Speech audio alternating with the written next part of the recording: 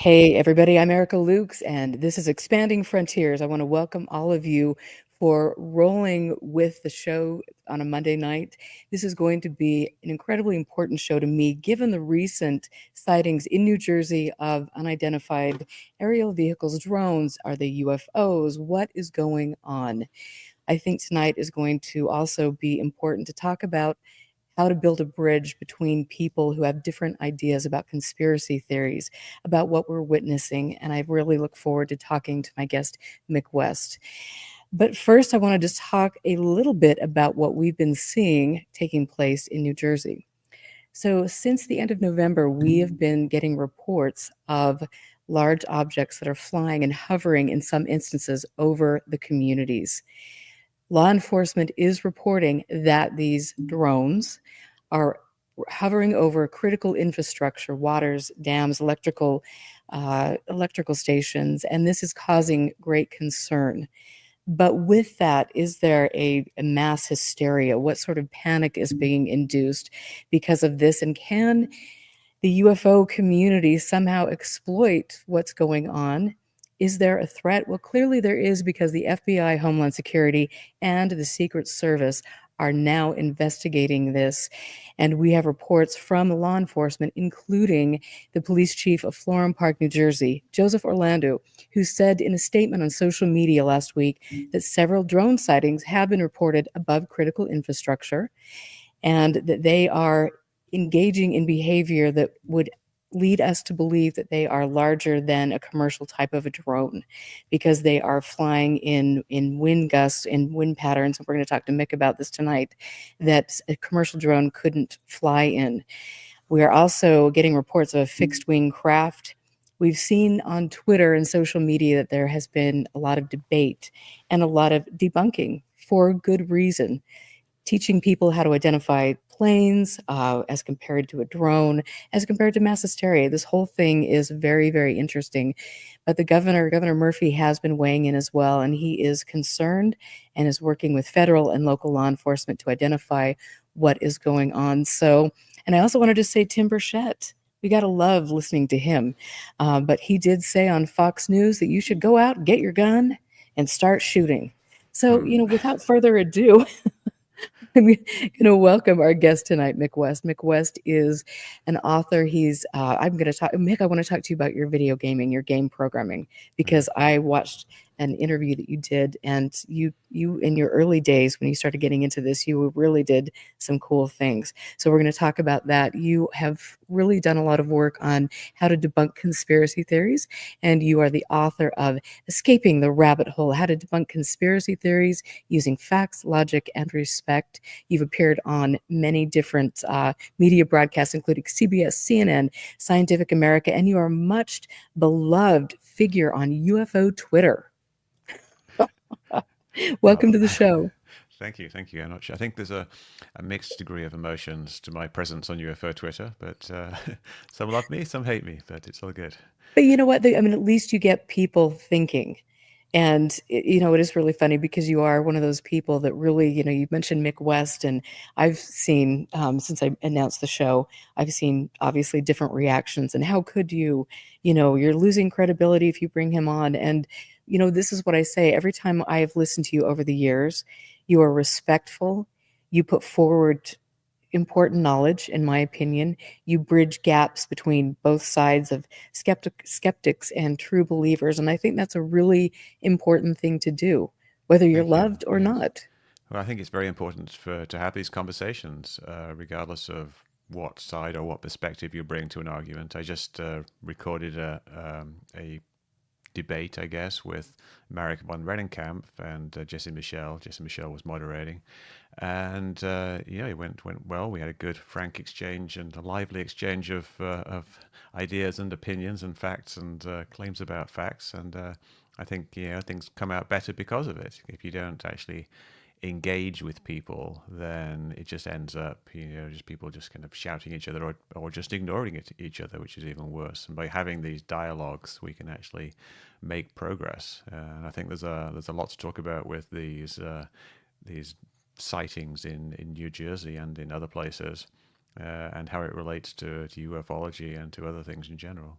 Right. I'm really looking forward to that debate or to the debate for our conversation. But going back to the fact that you are willing to debate people, and I think, you're sitting down with people, you're having conversations with people, and you've always been, and I've respected you for always being very, very calm.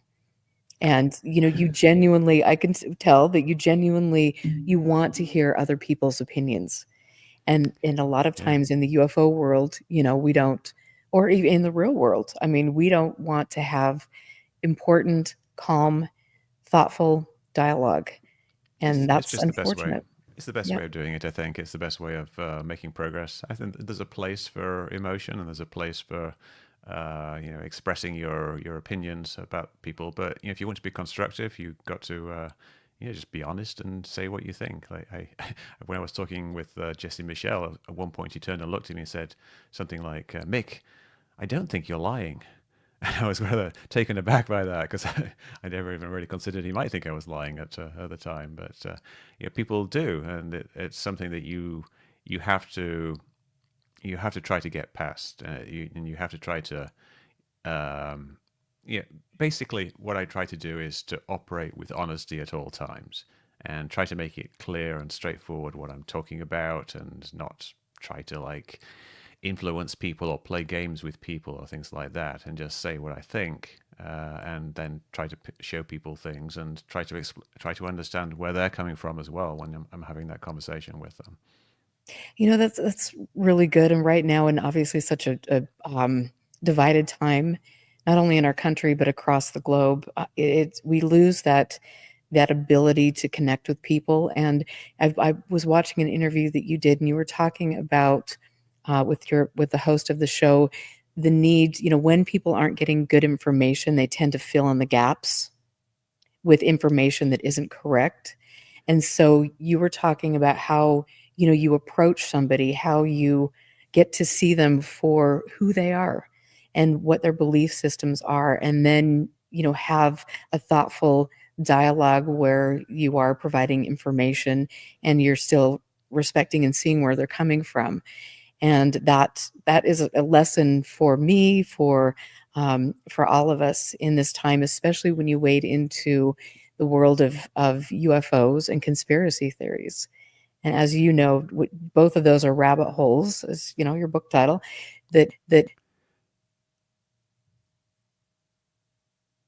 lead lead people into a very destructive cycle. So Yeah. yeah. Yeah, and like conversations are based upon shared understanding of each other. Like if you don't understand where someone's coming from, if they're different culturally or they're different life experience or just a different set of facts that they know about the world, you can't have a conversation. You've got to have some kind of something in common, and so you've got to have that conversation initially just to actually establish that base of shared understanding and to a certain degree shared respect of each other, and not be like you have people dubious about your intentions, and make sure you understand what their intentions are as well. So it's just talk. I talk a lot, so but it's necessary sometimes to actually get things done. Do you think that most people have more things in common than we have that separate us? Oh, absolutely. I mean, the human condition is fundamental. We all have basic needs in life. Maslow's hierarchy of needs. We all have those simple things, but we also have social needs, like the need to be accepted by our peers, and the desire to do things in life, and the natural desire to do things like have families and have houses and settle down and have adventures and all these things. They're fairly common. We have differences about what theories of economics we should follow, whether we should have high taxation or low taxation, whether we should have lots of regulation or less regulation, and we have sometimes have different opinions about things like gender or whatever. But as basic human beings, when you're out in the street chatting to people, or you're at a restaurant or a pub, and other people are there, the kind of the politics and the religion and the ideology doesn't really matter. We're all just the same type of people, and when it comes to like things like science and figuring stuff out about the world, that's generally something that ideally removed from politics and ideology. Not always the case, but when we're talking about things like physics, there's not a lot of ideology that comes into physics. And when we're talking about identifying things in the air, we're all basically on the same boat, except perhaps some people are more hopeful that those things in the air are advanced technology of some sort, and some people are a little bit more skeptical. But we all use the same math, we all use the same science, and eventually we can figure these things out most of the time. Right. And that is what has been so interesting to see this new the drone incursions that are taking place. You've got the Langley incursions, you've got drone incursions in the UK, and obviously technology is advancing, and we don't really have, I think the public doesn't have a true understanding of what we have and what we're capable of flying around in our skies. And so I'm really looking forward to talking to you about what's taking place in New Jersey, Yeah. because when I started seeing the news come out on social media, it was interesting to see people saying, well, these, they're airplanes, you stupid fool. And I'm not saying that this was you, but I saw, other people that were saying that, how Hmm. could you, just, it's an airplane, and kind of degrading some of the people that were coming forward. And yes, there is a need to understand critically and say, okay, if you've got this certain, the navigation lights, if it is behaving A, B, C, and D, and it can fit this pattern, then yes, you probably have an airplane. But what people weren't really taking into account is the advanced technology that we have, the way that we are, engaging with in warfare over in Gaza. You can take a look at what happens with drone warfare over there, and I think that we need to be able to educate the public and not say, if you see something and you say something, then you're marginalized because you're an idiot, because you should know that they're an airplane. Does that make sense?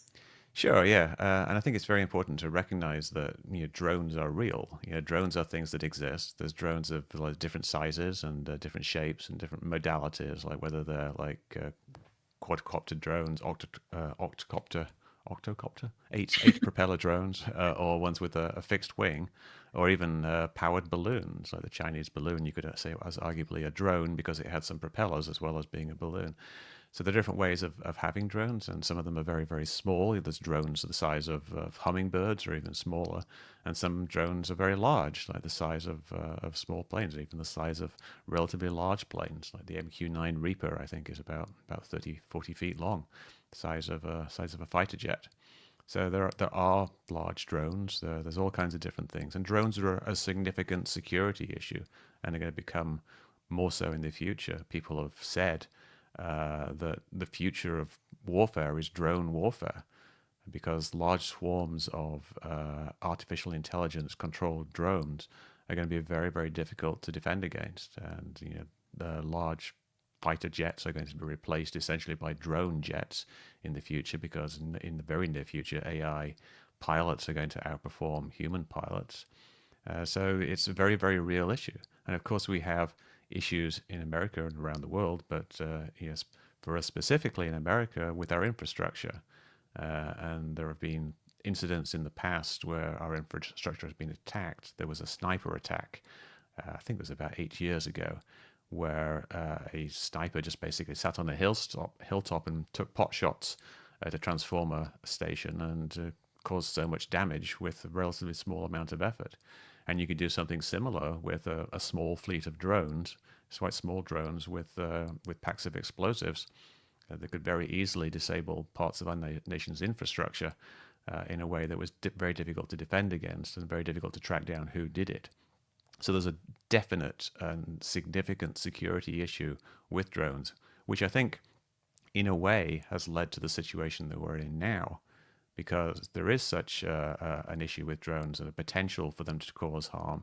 There's a lot of vigilance being promoted at places like nuclear power stations and air force bases. So the people who work there are very, very cautious about like seeing things in the sky and then reporting that. So it gets reported, and sometimes there were misreports there, but sometimes there'll be real reports. Sometimes there'll be some kid flying a drone, and sometimes it might actually be a foreign adversary spying on us. And this is something that has definitely happened, at least in other countries, and quite possibly here. Uh, So you got this heightened vigilance around these locations, and we get reports of drones, and eventually the media hears about it, it becomes a story. Then the public gets interested because all these Air Force bases and power stations and things, they often have communities very close to them, especially the Air Force bases. In New Jersey is very densely populated, so there's not very much you can do to get away from these areas. So it's quite easy to go out into your backyard and look and say, oh, there's the Air Force base over there, and you sit there for a while. You look at what's in the sky, and you'll see these lights. Some of them seem to be hovering. Some of them are coming from left to right. Some of them are rising up and lowering down, and some of them are going around in circles. And maybe you don't know exactly what every single one is, and so you think some of them are drones, and you start looking for drones, and you think drones are a certain size. They're relatively small, and so you think they're a certain distance away from you, and then you start imagining that distance away. Then you see perhaps something like a very large thing that's very far away, and you misinterpret that as being closer, and you think, oh, that's a car-sized drone now. So then it starts to build from there. And I think what has happened over the last few weeks, and very much so over the last few days, and probably will escalate over the next few days, the rest of this week, is just a feedback effect. There are reports of drones. We hear the FBI is investigating. The mayor of this town has said this. The governor of New Jersey has said this. All these mayors have written to the Department of Homeland Security and asked for an investigation. And then there's these news reports, and then they'll get on the Today Show. Then they'll get on CBS News, and then more and more people will start seeing them. And then people around the country are going to start seeing them. You'll see this spread to other cities because when people start hearing about it, they'll start going out and looking. And it's unfortunate because a lot of what's happening obviously is just misidentifications. We see a vast amount of misidentifications, and those misidentifications are noise. We want to get the signal from the noise, but if you got 99.9% noise, any actual drone incursions are going to get lost in that noise. If perhaps not so by the people running the bases, but certainly amongst all these public reports and the attention that the FBI has to give to it. They have to investigate these things because they have all these reports and they know it's a serious issue, but they've got 10,000 reports of drones. So it becomes this self-feeding phenomena, and people are there's not a lot we can do about it. We can spend time explaining, this is a plane, this is ambiguous, this is something that looks like a satellite. Sometimes people see these lines of satellites go across the sky, the Starlink satellites. Sometimes it's Venus. Sometimes it's just a light on a hillside. So it's we can keep explaining the ones that we can explain, and then say where we can't explain the ones that we can't. But until something that comes out that's unambiguously a car-sized drone, we really don't have any evidence of anything actually going on here. I think it's fairly likely that some drones were seen over these bases, but I've looked at probably well over 100 of these cases, and I've analyzed, probably a couple of dozen of them. And the ones where there's sufficient information, we can figure out what they are. If we get the location, the time, the date, and the direction that they're facing, if we got that information and that's exact, we can generally figure out what they're looking at. But there's some that we won't be able to. But the big problem is, if there's anything real going on, it's very, very hard to discern from all this noise. Right. And so when you are looking for information about the drone sightings and you're looking for specific data, have you, like, when you're looking for, you mentioned that you're looking for location and all sorts of things. Have you reached out to or spoken with anybody that has shot any of the footage? Yeah, I tried whenever I'm analyzing footage, I want to try to find the original footage. And I will ask people to send me the original. Now, if it's on a phone, like it's on your iPhone, you can.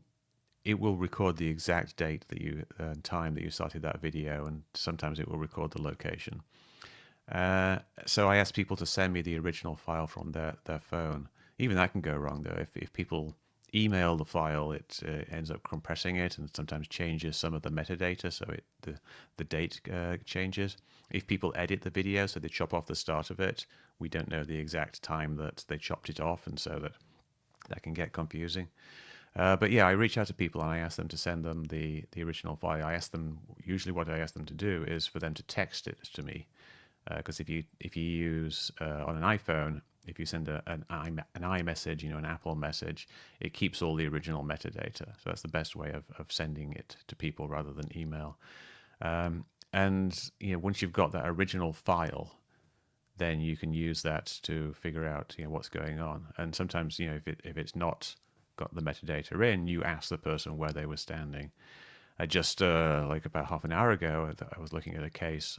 It was on Twitter, and it was quite an old case from, I think, from last April, where a person was driving towards the ocean and he saw what looked like a plane coming towards him, but then it looked like the plane was hovering in midair, and it was a weird-looking plane, like with weird lights that he didn't recognize.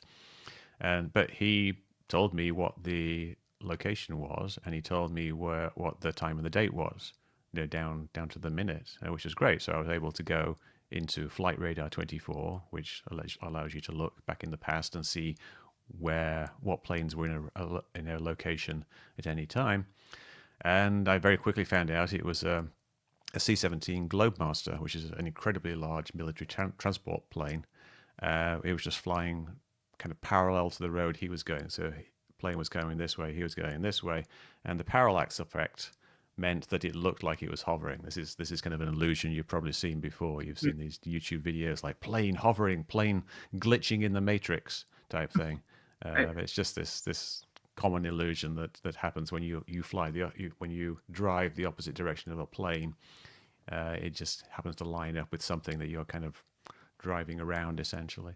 And I found the plane, and this has been a mystery to this guy for well over a year. And this is what you can do if you have the information. So if anybody wants to go out looking for drones, they've got to record these four things: the date, because sometimes like it's a few days later before we get to it, and we don't know what today actually is. So you record the date, the time. Now the time, we have to get the exact time. If you've got an iPhone, it will record the exact time. If you've got a camera, the clock in your camera might not be correct. So you want to do something like go to a website like time.gov, which is this website that will just display the current time. It's just run by NIST or someone that keeps these atomic clocks, and you can just take a picture of the screen, take a video of the screen with your camera, and then you can use that to synchronize exactly what the difference is between the real time and the time in your camera. So you need the date, time, location, and the direction that you are facing, because if you just plonk somebody down somewhere, you don't know which, is it this plane over there or is it that plane over there? But if I'm facing north or I'm facing towards that building over there, then you can figure it out. But it's very frustrating because there's so many people posting videos without that information. And they said, look at this giant car-sized drone behind these trees. And maybe it is a giant car-sized drone, but we've got to be able to eliminate planes and helicopters and things like that. So, if you've got good video, get this information, get the date, the time, the location, and the direction, and then we'll be able to demonstrate either that it's a plane or a helicopter, or possibly something else. And those are great, tips for people that are trying to record things, because obviously recording things at night is sketchy as it is, especially on an iPhone. But is it wise, though, for people to put all of that information out there on the internet? Or should they, if they were working with a single investigator or the FBI, should that be information that they're just sharing with investigators so they're not giving away their exact location and all of that? Yeah, I mean, that depends on the individual. If they're recording it from their own home, then what they can do is just give a nearby location instead, within, say, half a mile. Which, the closer you can get to the actual location, the better. And you've got to be aware, if you are giving video that you shot from your own home, even if you don't give the location, if you give an approximate location, people on the internet can usually figure out what your exact location is by just kind of geolocating it from the features. So if you don't want your location to be known, then don't post videos from your home. But a lot of people are quite comfortable with giving their location out, and a lot of people record these videos from locations other than their home. They're in their cars, or they're in some other place like a theater parking lot or something like that, and they see something in the distance, and a lot of the time there's no concerns like that.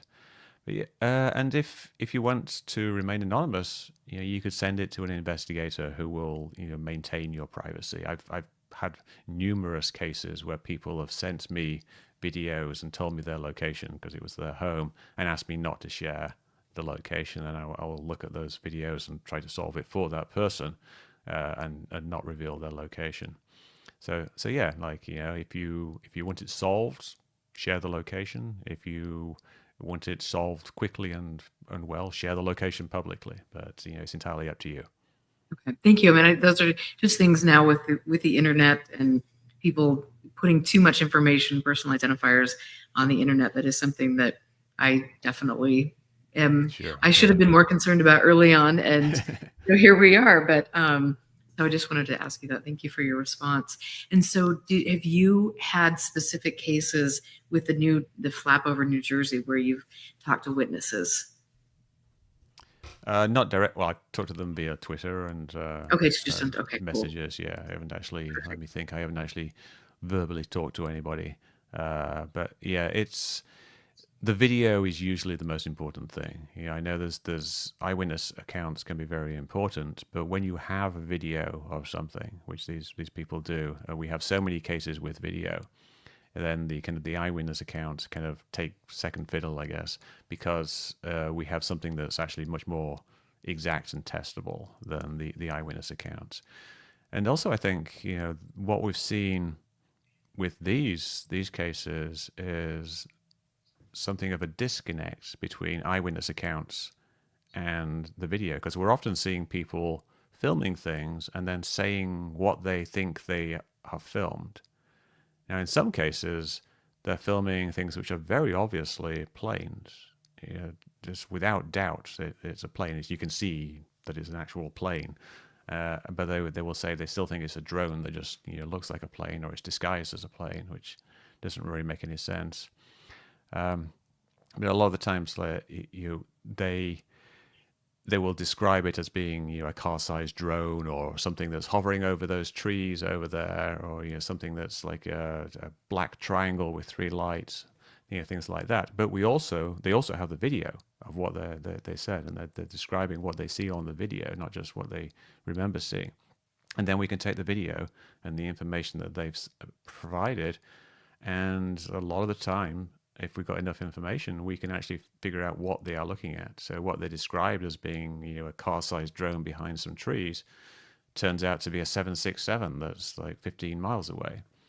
What they describe as something that's like a triangle of lights turns out to be this CRJ Canada jet plane, which has lights on the tips of the wings and one on the nose and a red one in the middle. So we can actually kind of illustrate this disconnect between eyewitness accounts and the hard evidence, which is kind of the unfortunate reality of eyewitness accounts, is that they often differ from recorded reality and also from other eyewitness accounts. That doesn't mean we should discount all eyewitness accounts, because sometimes that's all we have to go by, but we should recognize that, especially at night, it's hard for people to see what's actually out there. You're seeing lights, you're seeing shapes, you're seeing things moving. You don't know how far away it is. You don't know how big it is. You don't know how fast it's going. And then your brain starts kind of interpreting things. Your brain starts thinking, oh, this looks like it's by those trees, so that means it must be about the same size of that tree, about a car-sized thing, or a tiny little thing, or whatever it is. But you don't know. It's just your brain interpreting things a certain way. But that becomes what you think you saw. Your interpretation, your brain's interpretation, the illusion that you've seen becomes what you think you saw, and that becomes what you describe, and that becomes the eyewitness account. And unfortunately, a lot of the times, it doesn't actually match what actually happened. It matches what you think you saw, but it doesn't match what actually Right. was there. Yeah, and I mean, and that makes sense. And I just want to ask you, someone in chat just brought up, they said, they find it hard to understand what is going on in people's minds. If they live close to an airport, then surely these are daily occurrences Yeah. for people. And so when, and that's a great point. When you know what's flying around in your airspace, and that's something that you see on a daily basis, if there is something out of the ordinary, like a drone hovering over your home with a spotlight, and by law enforcement has backed up some of the claims about the drones, that when they are approached by anything that is attempting to monitor them, they will turn out the lights. And so, I mean, what do you think about that? I mean, all people surely aren't misinterpreting what they're seeing. Yeah, well, unfortunately, though, we have to kind of correlate that with the video evidence. I mean, do we have video of a house being illuminated by a searchlight? Um, do we have, evidence of a searchlight coming from something that we can demonstrate is not a helicopter or not a drone with a regular normal drone with a loom cube type of searchlight type thing that they use for night photography? You got to see, sure, like if someone lives in the flight path of an airport, you'd think they would know exactly what they see every night. But I I'd live in the flight path of an airport. Yeah, two airports. I get low level flights from Sacramento over my house quite often, and to the north of my house. I also get flights from San Francisco, the Bay Area, which are going from to the east coast to the west coast, and they fly at a high altitude above my house. And then occasionally you'll get flights going north-south over my house. I'm familiar with a lot of those, but I've been fooled from time to time by things. I once looked at the horizon. I saw this bright light, and I immediately knew what it was because I'd seen this thing before. I knew it was a plane coming from San Francisco. It still had its lights on, so it was still a long way away, like 60 miles away. And I knew that if I waited long enough, it would rise up in the air, and then the lights would turn off, and then it would go overhead, and I'd be able to see the lights, the navigation lights, the red and the green lights, and the red flashing light, perhaps. So I stared at it for about 2 minutes, and nothing happened. And I eventually realized, oh my God, that's Venus. And I'd been staring at Venus, thinking it was a plane. And Right. I've been staring at the sky for many, many years, and I still get mistaken. I still mistake things. I once stared at the star Sirius for a long time, and I thought it was a police helicopter, because when Sirius is very low on the horizon, it starts flashing kind of blue and red and green sometimes. But this one looks like it was blue and red, um, because of the atmosphere is thick and it's kind of wobbly near the horizon with the turbulence, because it's the heat rising there. And I was convinced it was a police helicopter for a couple of minutes. I once saw Mars, and I was driving down a dark country road. I used to live more in the country, like in El Dorado County here. And I was driving down along this dark road, and I saw this very bright red light. And I thought, oh, what is that? Is that like a drone or something? And I couldn't figure out what it was. I eventually pulled over to the side of the road and got my app out to see what it was, and it was Mars. It was just Mars was very, very bright and just in the right place. So being familiar with things or understanding things doesn't guarantee that you're not going to make mistakes. I've made numerous mistakes in the past, and I'm sure people with even with more experience, and certainly people with less experience, will make mistakes. And when you get a situation like what we have now, we all of a sudden have hundreds of thousands of people out there looking. There's a Facebook group, Mysterious Drones New Jersey, which has only been going a few weeks, and I think it already has something like 18,000 members. Wow. So there's a lot of people out there, and a lot of different levels of experience. So yeah, people will say, yeah, I live under a flight path. But everyone lives near an airport. I did a poll on Twitter and it's asked, how close do you live to a major airport? And I think like 45% of people lived within 10 miles, and another 20% lived within 20 miles. 60% of all people live within 20 miles of an airport. So we're all seeing this traffic, going overhead. And people you're going to get a variety of people. There was one guy, like I was talking to a journalist today, and he'd got a bunch of videos from this guy who lives, in a flight path, and says he's been looking at the sky all his life, and yet he sends in these videos of things which are clearly planes. You can practically make out the number on the bottom of the plane. It was so clear.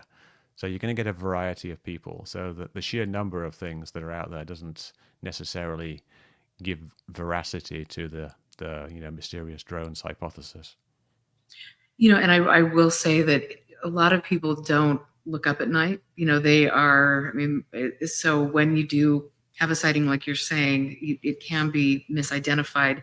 But I will say, for me, I've had two encounters here in Salt Lake City where I've had a drone fly over my business 20 feet above 5 people. That was a drone. That wasn't an airplane. It wasn't a helicopter. That was a drone. And a week later, we were downtown in Salt Lake, and there was a drone that was, flying around. I don't know if it was a law enforcement drone. I mean, this is something that is, that's what law enforcement uses now, and in a lot of ways, especially here in Salt Lake. And so those, they were drones. They were witnessed by other people. I didn't videotape them, but they were, I mean, it was clearly a drone. And so when you've got witness reports saying that these objects are lower than what an aircraft could be or a helicopter could be, that's, I don't know. There is something going on. Like you said at the beginning, you're not dismissing that there isn't a situation that could potentially be happening with some sightings actually being that of a drone.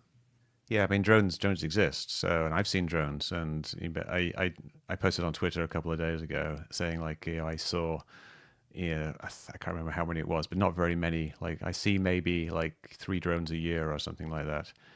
It's not a very common sighting. Lots of people have drones, lots of people fly them, but I remember drones. I remember like I saw a drone in Venice Beach once, which was about like 15 years ago. I saw a drone about 10 years ago in Sacramento by the river, and they have very strong memories of seeing these drones because it's just not that common. A bit more common now. I've got a drone myself. I have a tiny little drone and I've flown it. I saw a drone down in Folsom Lake, Lake Natoma down here. And you can count on one hand the number of drones I've seen in the last like year or two, but I see like 10, 20, 30 planes a day as I walk my dog, and I go outside in the backyard a lot and I look at the sky, and I hear planes go overhead, and I go out and have a look at them. So I've seen like something like 10,000 times as many planes as I have drones. It's drones themselves, they exist. They're just not really very common. Well, and I think, unfortunately or fortunately, they're going to be a lot more common. I know here in Utah, we have Dugway Proving Ground that is one of the clearly a testing facility for drones and drone swarms, and we're doing all sorts of things there. But we are, we want to have Amazon here. We're developing, we're using drones. We're starting to fly drones to drop off medications, which I'm not quite sure who thought that was a good idea. But, we're going to do some of these things. I don't know. It's insane. It's going to happen, though. I mean, drone delivery has certain like economic advantages and advantages for the customer. And if you can get something to the customer very quickly, then that's going to be a competitive advantage. So Amazon is definitely going to do it. It's kind of like there's a dystopian novel of the future. I think it's called The Warehouse, which is about someone working in an Amazon-style warehouse, and they describe how it's just a constant stream of drones going out, like thousands of drones constantly leaving and thousands of drones going back. Must have been quite a scary sight. It will be a scary sight, but this thing is going to happen. We're going to have drones. I was just in San Francisco doing this Jesse Michelle interview, and there's driverless taxis there. Something that you thought 5 years ago you might have been thinking, we're never going to have driverless taxis, especially not in San Francisco. But there they were, driving around, with people in them and nobody at the wheel. So these things are going to happen. We're going to have large drones delivering packages to our homes, and we'll perhaps get more used to that. But I don't think that's anything really to do with what we're seeing right now. I think still the vast majority of what we're seeing are these misidentifications. There might be some real drones. People have talked about seeing these car-sized drones, but we really haven't got any good video of them, or even good photos, or even like good multiple accounts from different locations of the same thing. You might have seen there was one recently. I think it's in can't remember where it was, Bridgeminster or something like that. But it was kind of like an apartment complex, and there were some trees, and there was a very large craft moving behind the trees, and people described it as being a car-sized drone.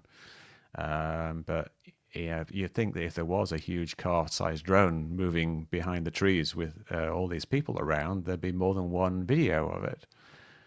So I think that one was probably a helicopter. But if there's so much supposedly going on, why are the videos so terrible? Why do we just have video after video of things that's just some ambiguous lights, or when we have enough information, something that resolves to being a plane? I think if there is something there, we'll eventually get some evidence of it, but we don't have that evidence yet. So, I mean, I'm thinking about Gaza and knowing that there are constantly people being surveilled by drones, people being taken out by drones. I mean, that they are buzzing over that area constantly and terrorizing and killing people.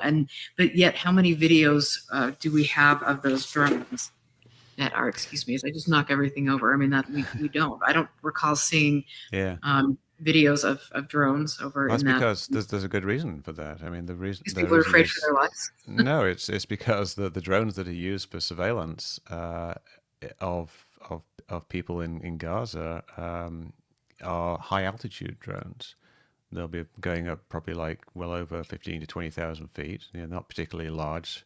They're not all going to be like MQ-9 Reaper drones, and the Reaper drones go even higher than that. So they're very high altitude, like small aircraft that you're not going to see. And if they're in a mission critical situation, they're not going to use lights at night. So there's no reason people would have these videos of drones. But I mean, I have a friend who's a journalist who goes over to that area, and I mean, by other reports and good journalists, I mean these drones are hovering right over. You can hear them in some of the backgrounds of videos where people have been targeted and killed, and so there are low-flying drones that are constantly there and terrorizing people. So I think that there's more to that than the high altitude. Right, but then if they were there, then you'd be able to get photos of them. But I guess it's not really a priority for people to take photos of them in that situation. Like here now we have like a mystery swarm of drone attacks. There, it's a known factor. We know that drones are up in the sky. Why even bother taking photos of them? Like here, perhaps I've seen situations where police drones have been people have taken photos of police drones at demonstrations. There's been large demonstrations where the police have used drones to surveil people, and I've seen photos being taken. It's daytime, of course. So we can take photos of these things.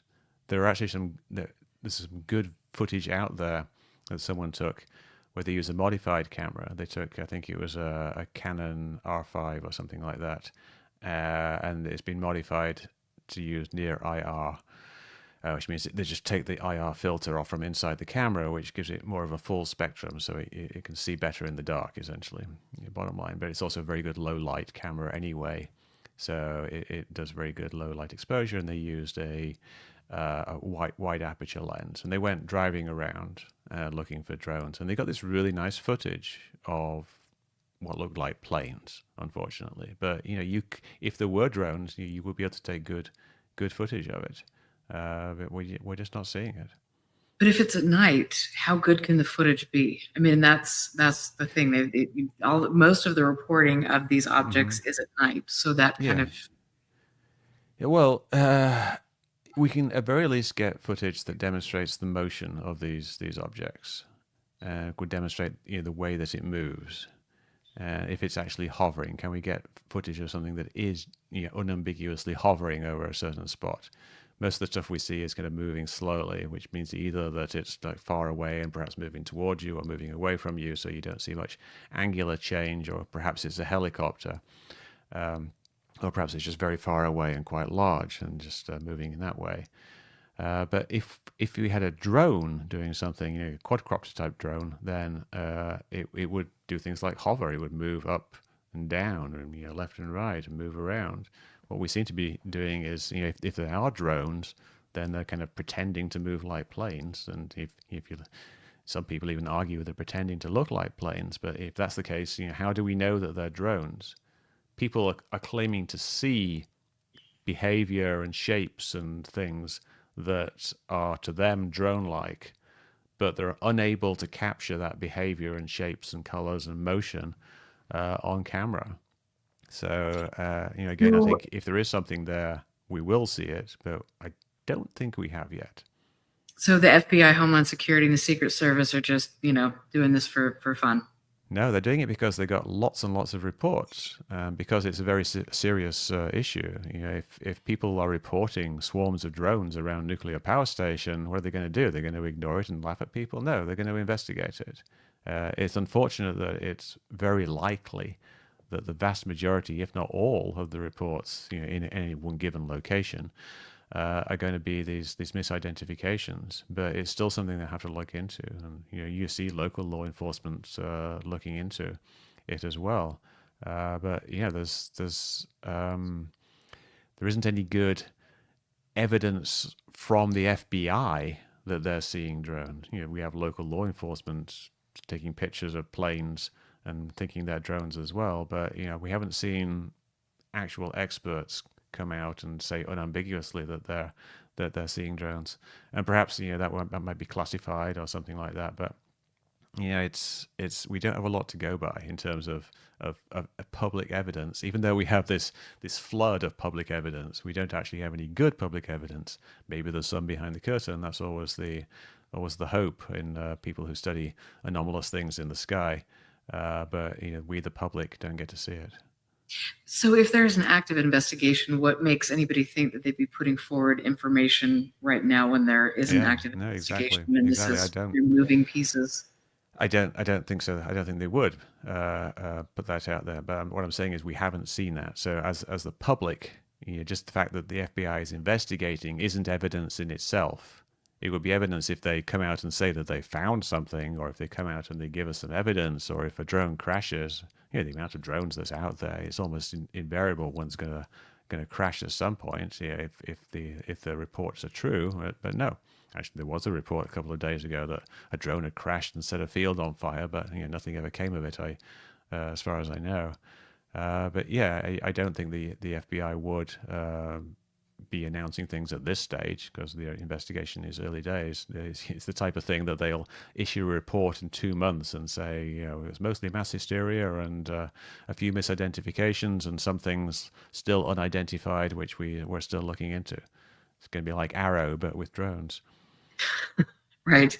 Yeah. And I just, not to be devil's advocate, but I will be because it's just the way I'm rolling tonight. And I think pretty much every day, but, there are high ranking military, former military that are saying that this is a very serious situation, and that that we need to pay attention to this. Mm-hmm. And there are objects that are monitoring our critical infrastructure.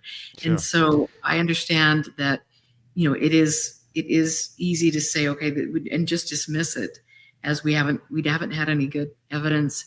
But again, do we have all the evidence that law enforcement has? We don't. No. And to me, I understand your point completely, but since the dynamic of, our threat landscape has changed, and since we now know that there are drones that are flying over military installations here and abroad, at what point do we keep, and I'm just, asking, thanks for this debate, because it's important to me, and I think it's good for people to hear, but at what point do we kind of marginalize things so much that if there is a real threat that we're missing the boat and we're not alerting the right law enforcement? I wouldn't dismiss it at all. I think I would rely upon the observers and the instruments at the sensitive locations to be the kind of the defining factor, the arbiter of truth here. The actual evidence is going to come from the radar above these nuclear power stations or around these nuclear power stations. It's going to come from the night vision cameras that they have in these Air Force bases, and it's going to come from multiple observers actually at the Air Force base observing the same thing and videoing the same thing, and various other sensors. And then it's going to come from them shooting down a drone over an Air Force base. It's not going to come from the public going out into their backyards and looking in the direction of an Air Force base and seeing some lights in the sky. If there is a threat, and there's definitely the very significant potential of a threat, if not an actual threat, and almost certainly at some point there will be an actual threat, if not already, then it's not like that the public in their backyard is going to be the people who are catching it. We've got a lot of technology defending these bases and a lot defending these locations. Not to say that we couldn't do a better job. And that's part of why people in Congress and people high up in the military are concerned, because there's a certain amount of novelty to this situation. This is something that we haven't really got a lot of experience dealing with, and it's also something that is very rapidly evolving, especially with not just the developments in drone technology, but the developments in AI and autonomous drone flight. Just put all these new variables into the mix, which we've got to deal with, and we're perhaps not dealing with because, as you know, the government and the military can move very, very slowly when things change. So I think there's perhaps a very well-justified sense of urgency into looking into the issue of drones, and perhaps there's a degree where drone flaps like this are being used as leverage to get that moving, because there's real reasons. We should be looking into drones. We should be doing more drone detection technology, and we should be educating people about drones, and we should be planning for the future. But I don't think that what we're seeing now on YouTube is really reflective of what's going on.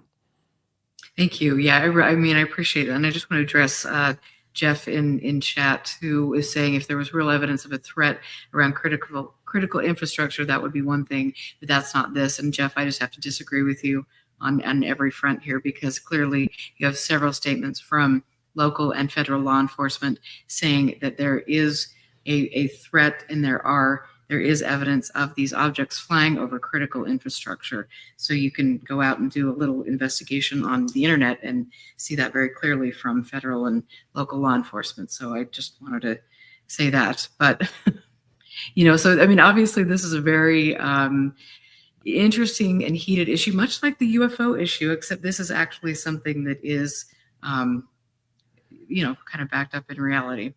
Yeah. Well, it's interesting because, a lot of the people who are promoting this issue are UFO people, or not promoting as such, but just interested in it. And I think to a significant degree, that's because a lot of the people who are interested in it, like Marek von Rennenkamp, who I spoke to a few days ago, are interested in it because they think that these aren't actually drones. They actually think that these are UAP. Some kind of anonymous, unidentified anomalous phenomena, or perhaps even like little alien scout ships or something like that, or whatever the various hypotheses for UAP might be, some type of non-human intelligence, and they're promoting this issue because they're hopeful that within all the noise, there's some signal not of drones but of UAP. So that's why you're seeing it's being very popular on UFO Twitter. It's not like UFO Twitter has suddenly changed into drone Twitter. It's still UFO Twitter. Oh, it will. Don't worry. Yeah, go ahead. It's like drones. Drones are not UFOs, but they want them to be UFOs, and they're hoping that some of the things that are being seen actually are UFOs. I think that Adam Goldsack was posting pictures of planes that he thought were not planes and saying, this is basically something that humans could not have built because it's something that where a drone is pretending to be a plane. And that's because he thinks it's non-human intelligence.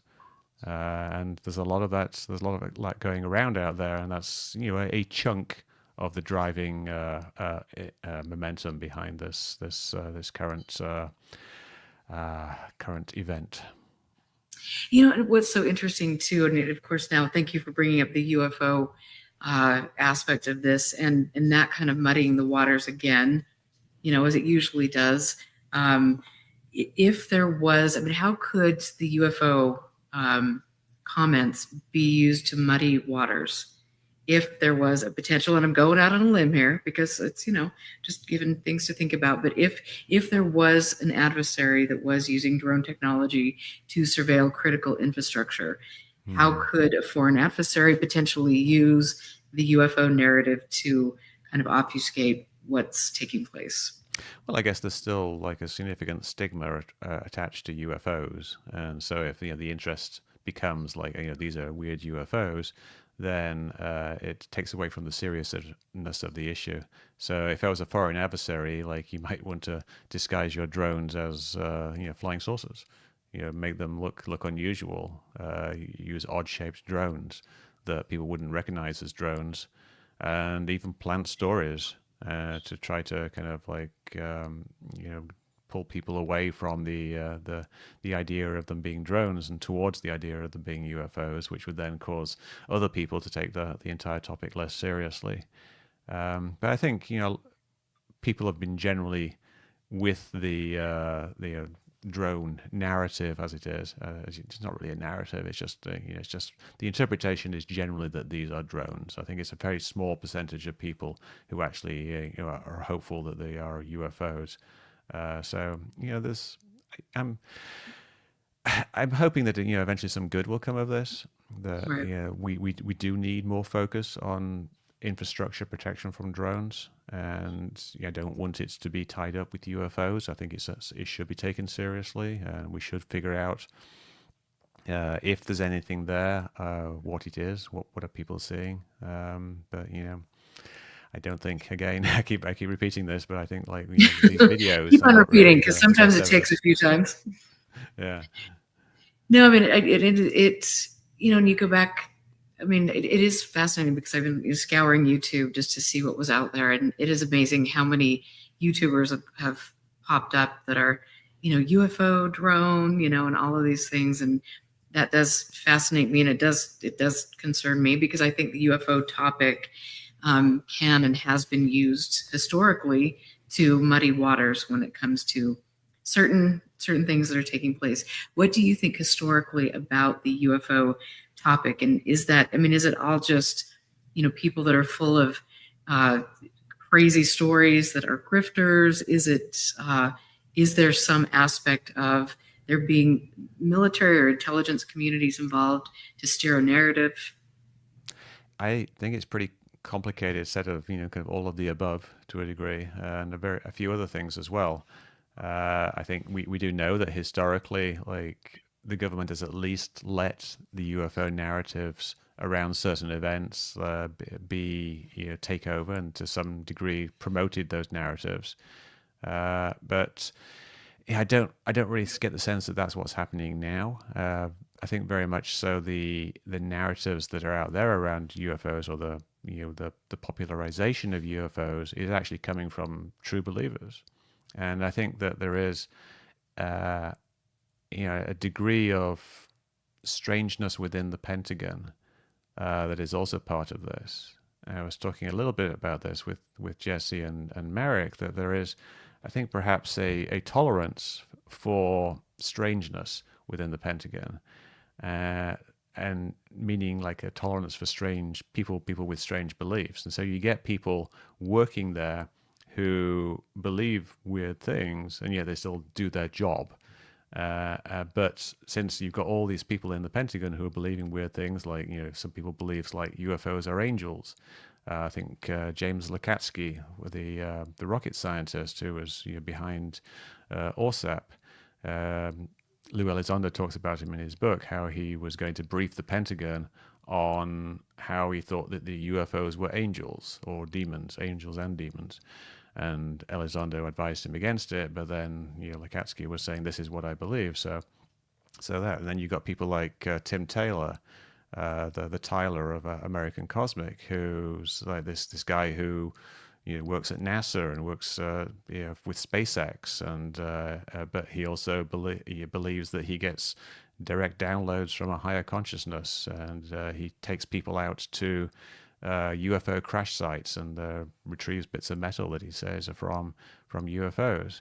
So there's these people who work in positions of power within the Pentagon and probably in government, and there's tolerance for that, partly because like there's lots of people who are very religious who work at the Pentagon, and to the degree of believing in very supernatural things, and that's obviously tolerated because it's part of normal society.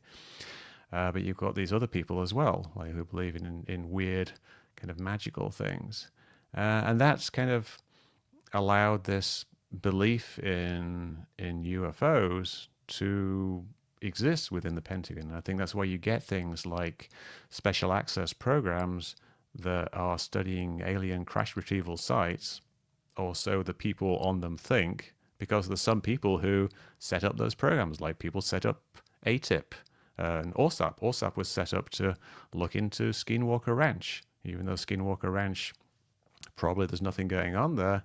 You got people within government who believe in strange things, and they persuaded people to spend millions of dollars on studying it. I think the same thing has happened historically with UFOs, and so there's aspects of people within the military who have been studying UFOs, perhaps secretly, and so I don't think it's all psyops. I think there's a lot of true believers within the government who actually believe these things and are promoting them, and that's partly why we are where we are now. And I mean that's it is very interesting to see people and their belief systems and in positions of power. But Tanner just wanted to say, or ask, do we have evidence that Tim Taylor is actually Pentagon connected, or is that all hearsay? Oh no, he certainly works at NASA. I'm not sure about his Pentagon connections, but it's related. They're both government entities, and they're both involved with aerospace projects. So yeah, he's certainly someone who has a serious position within the space administration. But yeah, we know that there are other people that you've read, I'm sure, Skinwalkers at the Pentagon, and you kind of know what went on there. So there's definitely people there who believe in those things, and then you got to look at people like Tim Burchett, who has a variety of strange beliefs. It seems like that there are UFOs in the Bible and things like that. Some people believe that, but it seems like an odd thing for someone running the country to a degree to be believing in, because it's not really something that's backed up by science. So we know that there are people in power who have unusual beliefs, and their unusual beliefs affects policy and what actually happens within the government, within NASA, and within the Pentagon. Right, and Tim Burchett is, he's a special, and his interview on Fox was just embarrassing, to be honest, and dangerous. But that is what it is. Yeah. But, that's a real problem as well. Like, encouraging people to shoot things down is a terrible thing to do, because we've seen lots of photos of people, lots of videos that people put out there are planes, and sometimes not even particularly high altitude planes, they're low altitude planes. And if someone gets out their rifle and starts shooting at them because they think it's a drone, because Tim Burchett said start shooting, it could happen. Back when I was looking into chemtrails, there was real issue with people planning to shoot down planes because they thought that they were the government spraying people. Luckily, nothing ever really happened, but some people did go out and point their lasers at planes, and people go out now and point their lasers at what they think are drones, and they end up hitting planes. So there's real danger there, and it could escalate beyond simply laser pointing into shooting, which would be disastrous. Right. And it's amazing that these people never really get, well, I guess in the day and age that we're living right now, there's so much going on with corruption and and all sorts of things that when you have a comment by Burchett like that, like is anybody actually going to hold him accountable for making a ridiculous comment? Chances are no, but that is unfortunate because, like you said, that does Yeah. pose a security risk when you're encouraging people who don't know what they're doing to go out there and shoot at unidentified quote unquote objects. But I want to, because you bringing up, the strange beliefs that people have in government. We know with Tulsi Gabbard, she has been labeled a Russian asset and has clearly over the decades or years promoted Russian talking points, which would seem to be very much in line, some of the Russian propaganda with what Luna and Burchett and some of these people that you're seeing now. And so where would the UFO narrative, I mean, could they be useful idiots? Probably not Tulsi Gabbard, but maybe. Burchett, definitely a useful idiot, in my opinion. But, at what point are these people at the top of this really adept at knowing that they can use people that are gullible and susceptible to cult-like ideas or to religious, ideas, and they could easily be persuaded to think things are going on when somebody higher up is actually using that narrative to distract from what is going on, which would be destroying our democracy. Yeah. Just about. Yeah, I think the UFO narrative is one of those things that, in a simple way, can be used simply to foster distrust in the government, because the UFO story right now is about how secrets are being kept from people. Yeah, and not just any old secrets, but the secrets of the universe, essentially. And there's this idea that there's this promise of free energy and utopia that could come out if only the government would tell us what they knew about anti-gravity, which they've discovered from studying flying saucers. And this is a very powerful message to people who believe that type of thing. And so if you promote this idea that there is this government cover-up, then you're going to get people believing it, and you're going to get people influenced by it, and you get people like Tucker Carlson promoting UFOs. And is he doing it because he's just a bit strange himself, and he believes in strange things, or is he doing it because he thinks that it's a good story to attack the establishment with? People like Michael Schellenberger of Public.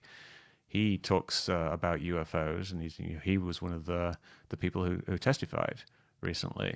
And he's a very right wing person, a very kind of anti big government type person. And so the UFO story fits into a narrative of anti-deep state activism.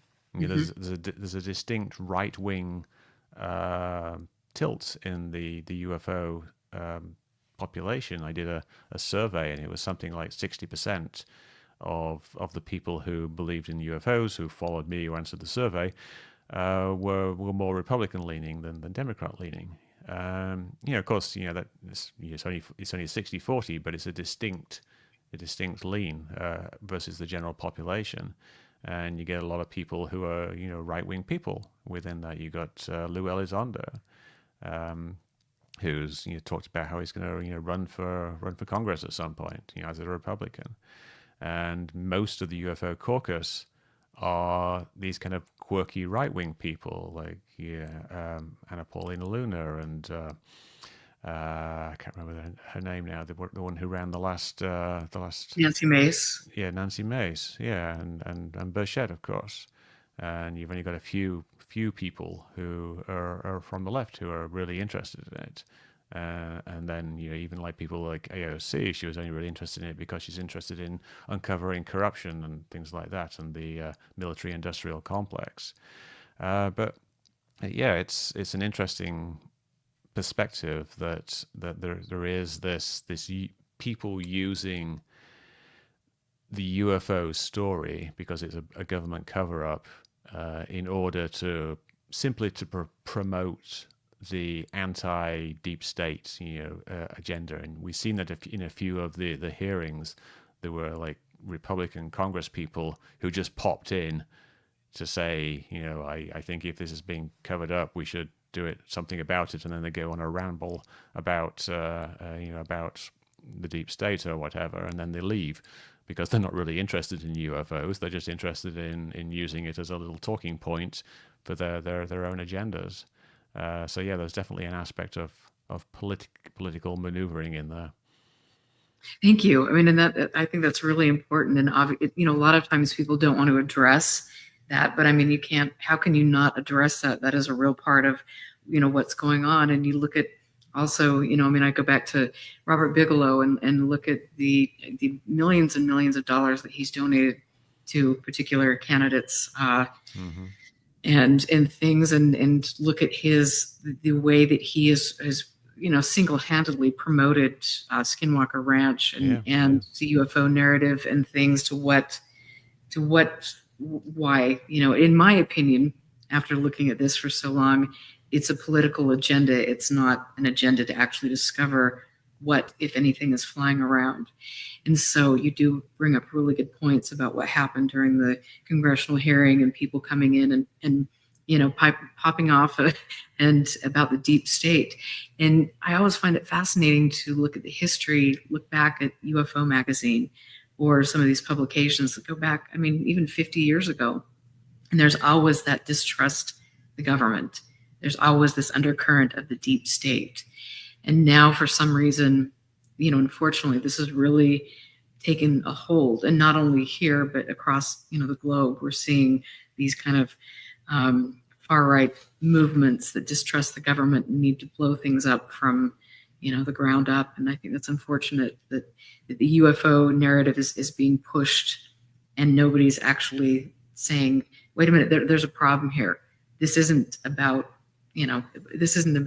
looking for extraterrestrial technology. Yeah. This is all, when you look at Jeremy Corbell and, we're lighting the pitchforks and we're going to go storm, it's the rhetoric is just the same as we saw with what happened at January 6th. And that is concerning, and I think people need to be much more aware and talk about it more. Well, you also have to acknowledge that not everyone, even in the upper levels of ufology, is kind of a right-wing demagogue. There's people like Chris Mellon, who's a very kind of essentially liberal type person. I think Gary Nolan, I don't think he's particularly Republican, but it's definitely there. But there's a lot of people there. There's a variety of people are interested in the topic for a variety of different reasons. A lot of people, like Gary Nolan, are interested because they had their own personal experiences when they were younger. And some people are just interested in it because they find it fascinating and they've read a lot about it. And then there's a few people who are using it for whatever reason, for profit or for trying to affect some kind of change. And then there's some people who have very strange ideas and they're just trying to promote their strange ideas. So there's a diversity of people within the UFO movement, and we certainly can't make any assumptions about any one individual without knowing more. So wouldn't be tarring anybody with the same brush, certainly. Right. So anybody out there listening to this, don't feel like I'm saying you're a right wing nut or anything like that. You could be a left wing nut or a lovely right wing person or a lovely left wing person. Right. There's all kinds of people out there. Right. I have a picture of me standing next to Barbara Bush. I was a Republican delegate. Whatever.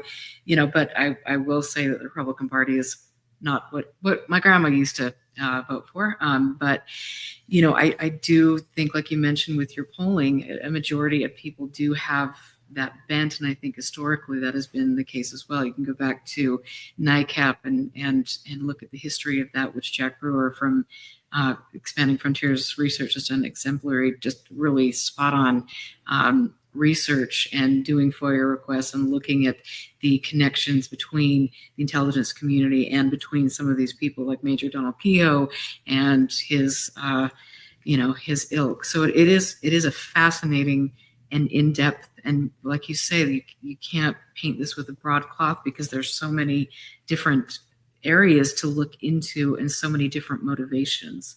And I think that to me is why, even though I definitely feel like nothing is, well, like I don't, oh, you have to go. So, okay, great. Sorry, I'm just going to read that private chat just because I will. So you've got to, so I appreciate it. And so, yeah, thank you. But I do think it is that's what intrigues me about everything. And I, as much as Skinwalker Ranch has disappointed me, to see behind the scenes and to see all of these, just learn so much about politics, about life, about people's perception, about UFO or drone flaps. I mean, it is, my knowledge has changed and grown so much. And so, as negative as things can seem, I find it a very exciting topic, and I love it. And so, yeah, and so thank you. I know you've got to run, and I really appreciate you being here on a Monday night and at such quick notice. But what are your closing thoughts, and what can you impart to people if they are kind of venturing into this subject? Well, I think with the drone issue, I think people, they should calm down. There isn't any evidence of a drone invasion or an alien invasion or a Chinese invasion. There's a lot of misidentification. There's the potential for a real issue, but there's no real evidence of a vast number of drones or any car-sized drones out there yet. So we can keep looking, we can keep taking videos, and if people are out there taking videos, you've got to record the place, the location, the date, the time, and the direction you are facing. Because if you don't do that, your video is pretty useless. Record it with your phone, that's just fine. But in a broader thing, I think it's a complicated subject.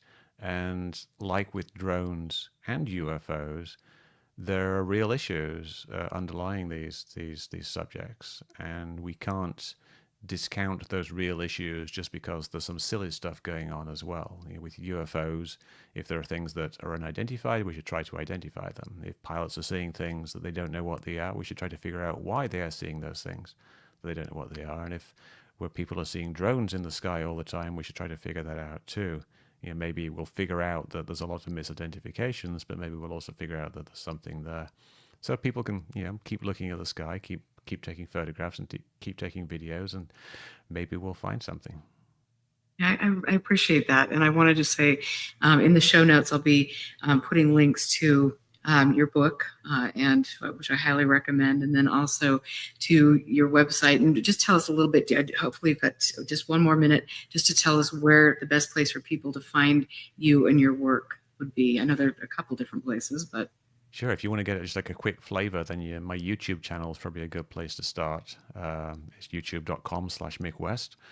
And I'm on Twitter @Mick West, and you'll just see me endlessly arguing with people, but also doing a lot of solving cases or helping solve cases there. And the real nitty-gritty goes on at metabunk.org, where there's a variety of forums. There's some UFO forums, and there's one forum called Skydentify, which is where we're currently doing all of the drone investigations. And there's a couple of long threads there, and then a couple of more focused threads there. And if someone's got a drone sighting and they've got the information, you've got the date, the time, the location, and the direction, then bring it to Metabunk and start a new thread and post that information with the video in the top, and people will look into it and they'll tell you if it can be resolved or if it can't be resolved. And hopefully we can turn some of the signal into noise, or at least get rid of some of the noise. Right. Thank you. I really, really appreciate this. And again, thank you for the short notice for coming on the show. And I love having conversations with you. They're very lively. I need to have you back because there's so many questions I didn't ask, but I appreciate you being here. And I hope that you have a very happy holiday. Oh, thank you. You too. And it's been a fun conversation. Thank you. Yeah. Thank you. Take care. And so again, I knew that was going to be a great conversation. And I want to thank you guys for being here. You can go to Expanding Frontiers Research to check out our work with Jack and myself. And I also want to say that EFR has reached out to the FBI, Morris, and Somerset County, but no response has been, we haven't had any response immediately to that, and we'll keep you posted. So again, we love doing what we do here at EFR. You can go to expandingfrontiersresearch.org to help support our organization. We look forward to sharing more that we learn, more FOIA requests, grammar requests, digging into things to try to find the truth. I want to thank everybody for being here. It's nice to see some old faces and some new faces. So I hope you guys have a wonderful evening. I'm going to be back Friday night. I'm going to be interviewing a person here who is quite well known in the UFO, UFO actually as well, but in the Utah spheres. Richard Marcosian is going to be here. He's a great person in the Utah community, business community, and he's also dabbled into UFOs in Utah. So it'll be a great conversation. I look forward to seeing you Friday night. You guys take care. Have a wonderful weekend. Thanks for the great comments, or week, and I will see you Friday. Okay, see you guys.